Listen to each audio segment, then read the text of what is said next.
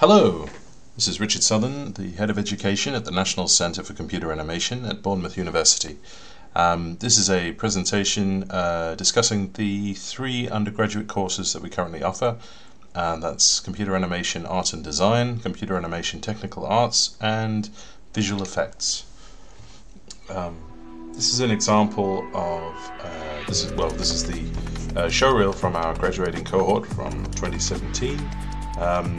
So I think one thing to notice in this reel is it represents a wide variety of student work, ranging from production-oriented work through experimental animation, and also technical projects and games. So you can see some fluid simulations implemented by our students, and a lot of these environments are game environments.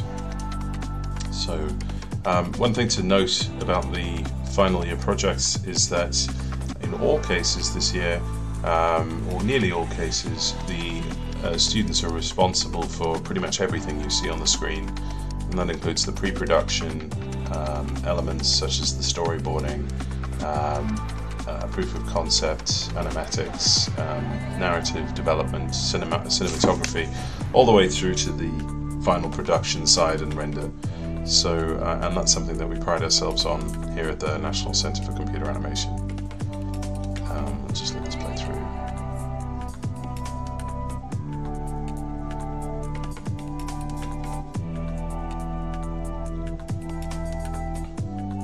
So you can see some game projects. These are rendered in game, these environments, and there's some examples of some more experimental animation. I suppose it's important to note that we cover pretty much all the disciplines of computer animation here in the course.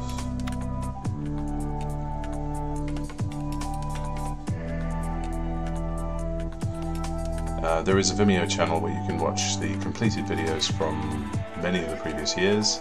I presume a link for those will be provided either on our webpage or via the university page. Some visual effects work there. Right. So we've been mentioned several times in various reports in various different formats. Our research is one of the leading. We were one of the leading research centres for art and design in the United Kingdom, where our research environment was ranked joint second amongst all people competing. We won the Queen's Medal in 2011, and we've been mentioned in the Commons several times, as well as in various reports such as Nesta and the Tech Nation reports. We had some recent successes, so researchers from our group have won the Lumen Prize and the Times Higher Prize for Innovation in Education in 2016. And our student projects have won international acclaim. So we've had student projects broadcast worldwide on CNN, and also we've won last year's cohort won several awards, including Anifest and the Royal Television Society awards. But far more important than that is the successes that our students go on to enjoy. This is just a snapshot of some of our graduate successes picking up their awards. These are fairly recent awards, such as Oscars and BAFTAs. So I think this is really the sort of thing that we aspire to.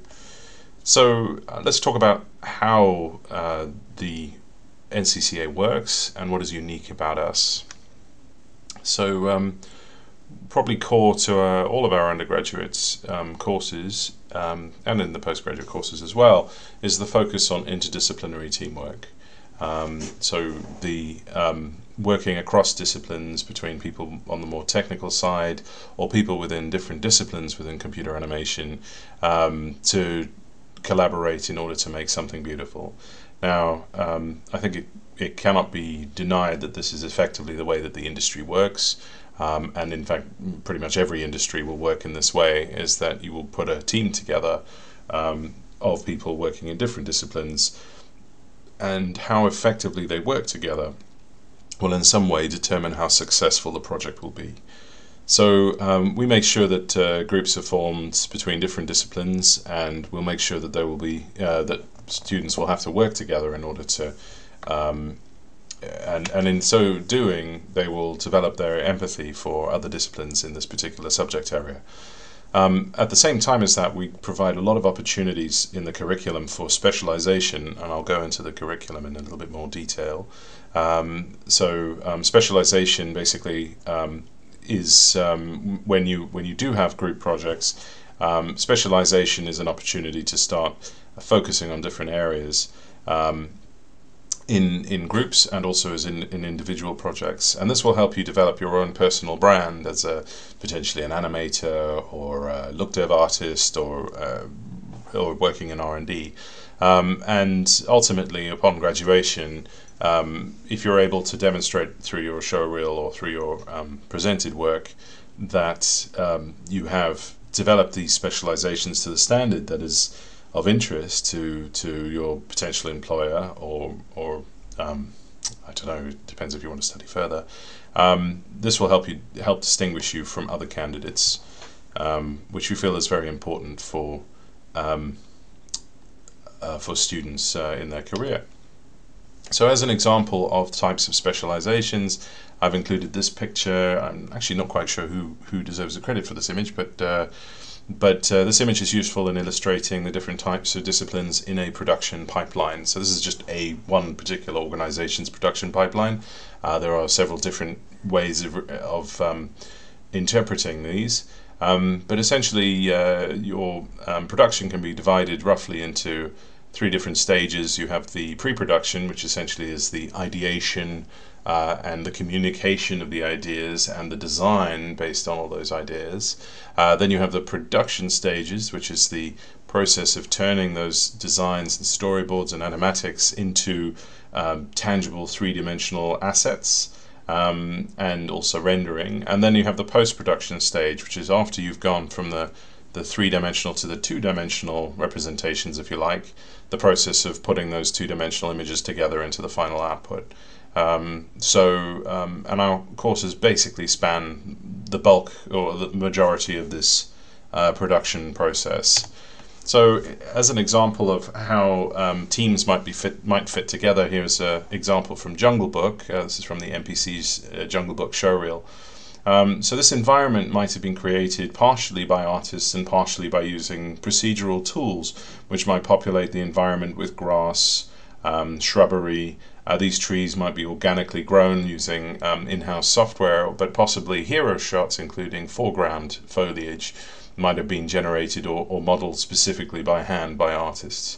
So this, and then of course the final shot is composited together in order to make it look beautiful. And I think that's a good example of interdisciplinary teams working together to develop the tools, but also to use the tools in order to construct a shot. Now, the NCCA is lucky to have been around for so long, and one of the advantages of having been around since 1987 is that we have a very large alumni working in the industry. This gives us access to an unrivaled industry network. We are endorsed and accredited, so the Computer Animation Technical Arts course is currently skill set approved. The industry is also responsible for setting presentations and projects, which I'll talk about in a little bit. And we also have the advantage of Bournemouth having quite a significant number of professional practitioners in the local area. So Framestore has a outpost here. There's also Outpost Animation and or visual effects, and then there's also a games company, Amuso, amongst others. So we benefit from the general creative sector inside of the local area. I think one other thing to point out is that a recent longitudinal educational outcomes survey performed in the United Kingdom showed that Bournemouth University graduates working in creative arts and design tend to earn more after 5 years than any other UK university.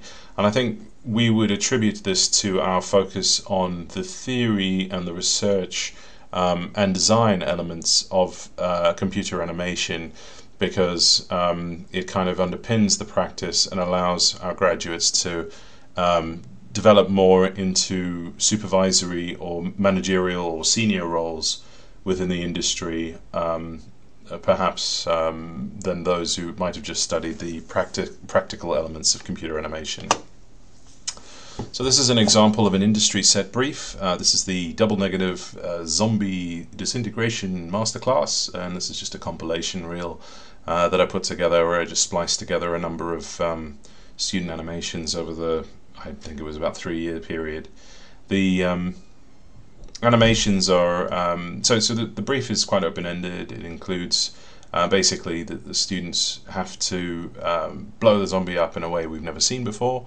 The assets were all provided by Double Negative, and the students were supported throughout the project by an industry practitioner who provided feedback at various stages of the project, and ultimately would provide guidance on the marking of the project as well. I think this project was mainly done in Houdini. Some students may have used other packages. So, and this is just a quick slide, a snapshot in time during one of our years of the types of industry speakers we might have had. Some of these companies are no longer with us or no longer based in the UK, but I think the key thing to note from this slide is we would try and bring in both very large organizations with thousands of employees and get them to talk about the overall company or possible recruitment, or there might be practitioners talking about specific problems they'd have to solve. But also we try to invite as many smaller, more independent studios or individuals such as Paul Kidby or Christian Fur, who might talk about their particular artistic practice. And I think that range is what is particularly interesting to the students, because it demonstrates a wide variety of potential outcomes or career pathways. So talking a little bit about our resources, so I suppose 95% of our student work will be done in the labs. We have high-end graphics workstations, which all have dedicated graphics cards. We've opted most recently for these wider monitors, but that could be subject to change. We have a dedicated software build. Currently it's a dual boot Windows Linux. We have our labs are separated by year group or course. It's a little bit more complicated than that, but we can unpack that based on the course. The current accessibility, and hopefully will be the same in the future, is 24/7 access. It's essentially closed during Christmas for cleaning. Otherwise, throughout the course, throughout the 2 semesters, the lab should be entirely available. We maintain a 2-to-1 student per machine ratio. This fluctuates slightly because of sometimes higher or slightly lower intake, but we aim to provide one machine for every student. So as I mentioned, we won the Queen's Medal in 2011, and that recognised our world-leading practitioners and academics who work within the department. We have a bespoke green screen and motion capture studio. This is off-site currently, but it is effectively a seamless green screen tank. We currently have 4K Vericam cameras, which I think is what's being displayed there, and students will be able to use this facility. It's a great facility. All the lighting most of the lighting is all set up, and we have an on-site technician to support the students in their work. We have a 25-seater art room, which will be used quite frequently throughout the course, as it's core to the curriculum, or life drawing is core to the curriculum.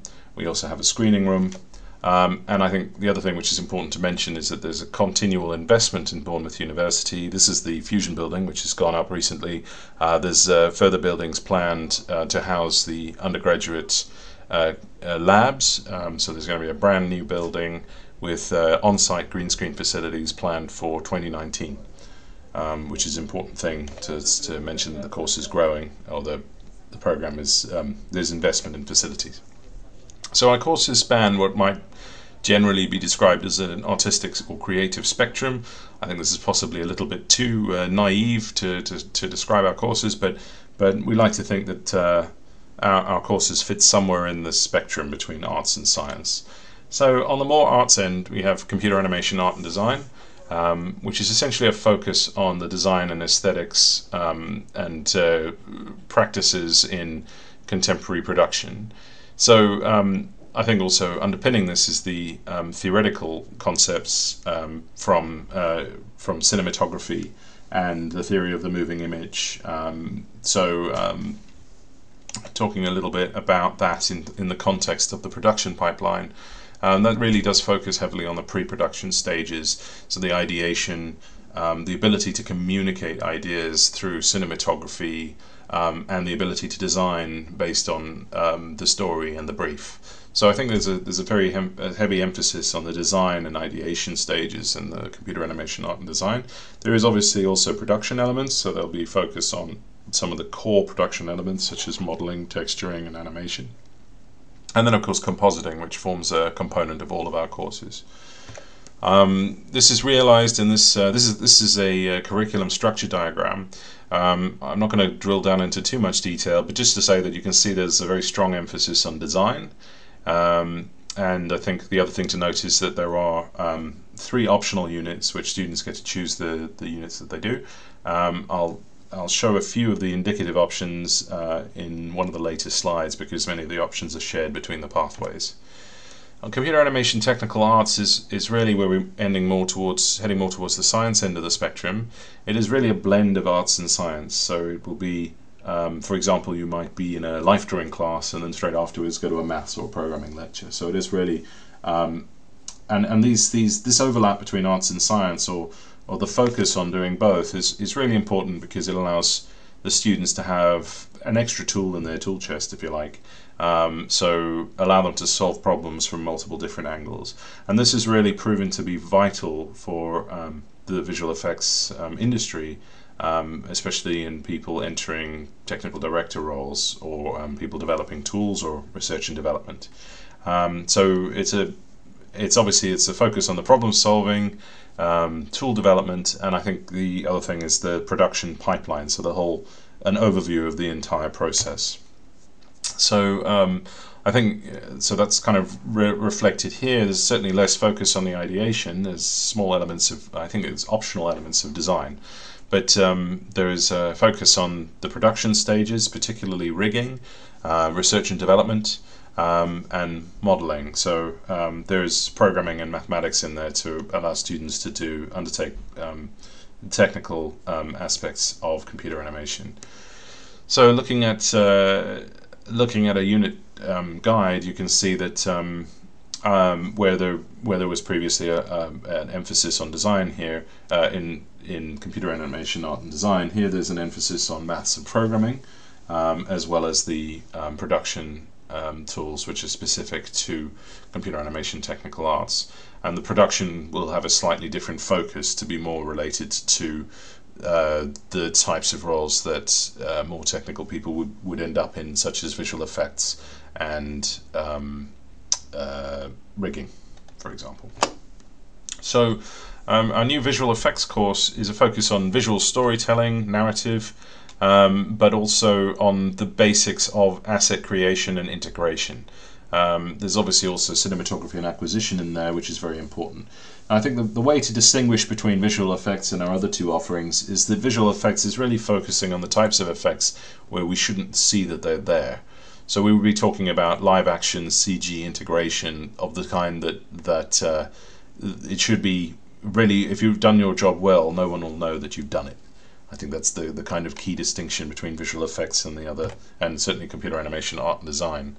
So underpinning that is a heavy focus on the production elements to do with visual effects. So you can see there's a stronger emphasis on the visual effects, lighting, rendering and compositing, but also on the process of generating assets for visual effects integration, such as the modeling and texturing. So the texturing and I suppose the look development, which is a key part of visual effects and asset integration. So the course here is developed in a way that covers the history, and the visual storytelling, which has proved very vital in the process of doing visual effects. But you can also see a very strong emphasis on the creation and integration of assets into plates, essentially.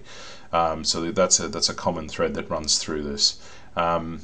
So yeah, and this is a course that was developed with very close connection with the industry, with industry practitioners, who are all very keen on ensuring that graduates would be well grounded in the visual elements of and development of visual elements of visual effects.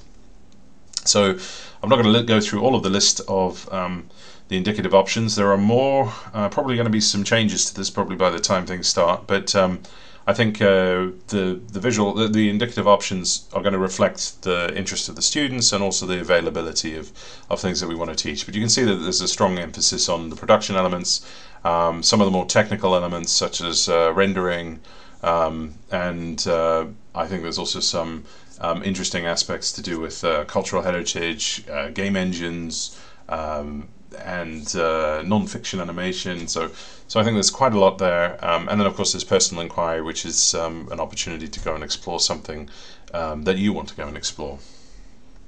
So I need to talk about the placement year. So the placement year is optional, and you would do it just after completion of your second year. It's a minimum of 30 weeks, and there is dedicated faculty support. So we have a placements team who would help with things like preparing the CV, and also they would go and check up on you at the studio or wherever you're placed. Securing the placement is up to the student, so ultimately we can't intervene at any point of the placement negotiations, and it's really up to the student to go out there and show off their show reels and CVs and try to secure placements. Our previous placements have been at basically a range of companies, some production companies like Blue Zoo. I think we've had someone at NPC. We've had quite a bit of success with game studios like Microsoft Rare or Electronic Arts. But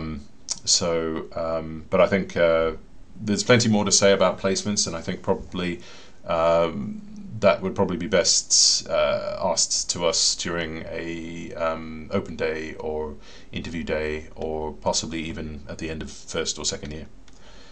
So I have very little to say about applications. The credit requirements are going to be communicated in a separate way, so presumably on the course pages.